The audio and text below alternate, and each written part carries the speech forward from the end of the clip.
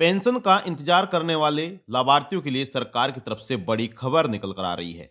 अगर आप भी एक पेंशन लाभार्थी हैं, चाहे आपकी वृद्धावस्था पेंशन हो, दिव्यांग पेंशन हो या फिर आपकी विधवा पेंशन हो, अगर आप भी आने वाली पेंशन का इंतजार कर रहे हैं और आने वाली पेंशन को लेना चाहते हैं, तो यह जानकारी आपके लिए बहुत ही खास होने जा रही है।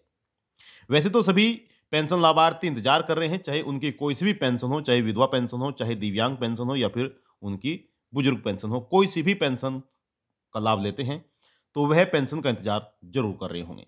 लेकिन पेंशन आने से पहले ही सरकार की तरफ से एक बड़ा नोटिफिकेशन जारी किया गया है, जिसके अंतर्गत 1 जनवरी 2026 से पहले पेंशन से जुड़े हुए कई महत्वपूर्ण कार्य हैं, जो पेंशन लाभार्थियों को कंप्लीट करने होंगे।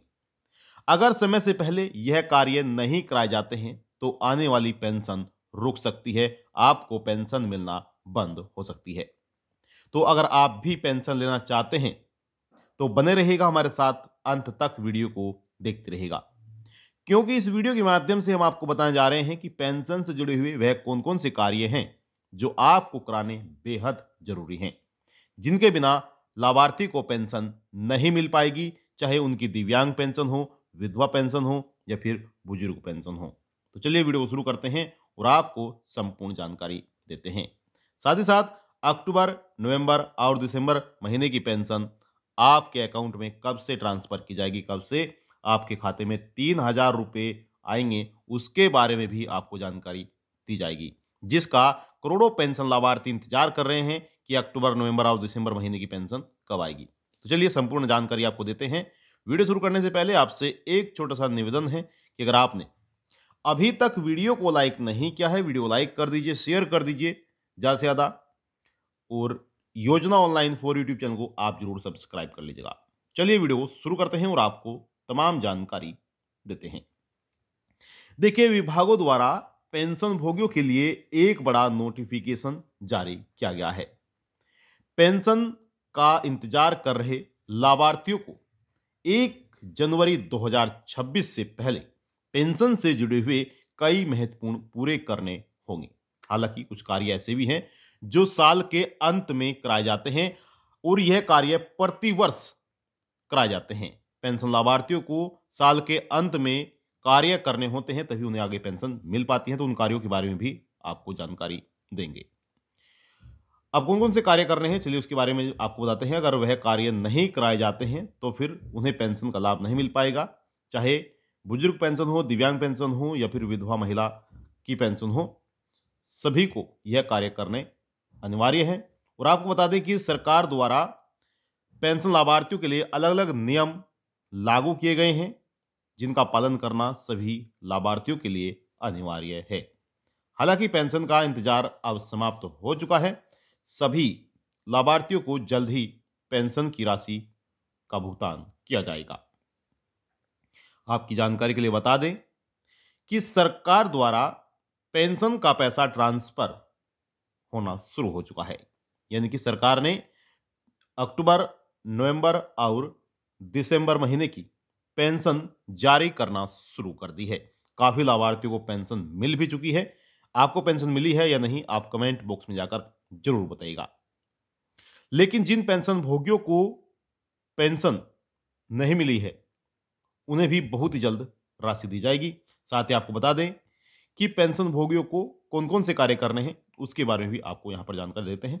देखिए, सबसे पहले जो जैसे कि हमने आपको बताया था कि साल के अंत में पेंशन भोगियों को कुछ महत्वपूर्ण कार्य करने बेहद जरूरी होते हैं।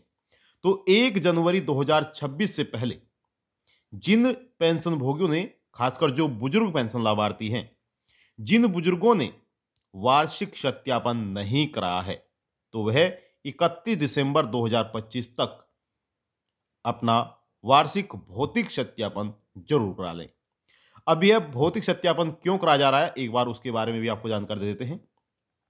देखिए, सरकार हर वर्ष बुजुर्ग भौतिक सत्यापन कराती है, यानी कि सरकार जानना चाहती है कि जो सरकार लाभार्थी को पैसा दे रही है, जिस बुजुर्ग को पेंशन दे रही है, वह बुजुर्ग जीवित है या फिर नहीं।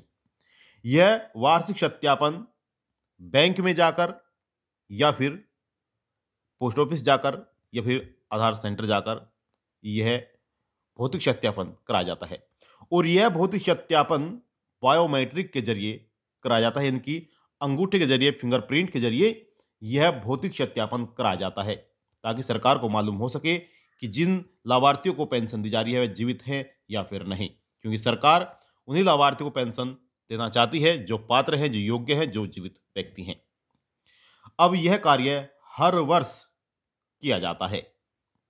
इसी तरह से जिन पेंशन भोगियों ने ई-केवाईसी नहीं कराई है, अब इसमें चाहे वे बुजुर्ग पेंशन लाभार्थी हो, विधवा पेंशन लाभार्थी हो या फिर दिव्यांग पेंशन लाभार्थी हो, सभी को ई-केवाईसी कराना बहुत ही जरूरी है। अगर ई-केवाईसी नहीं कराई है तब भी आपकी पेंशन रुक सकती है।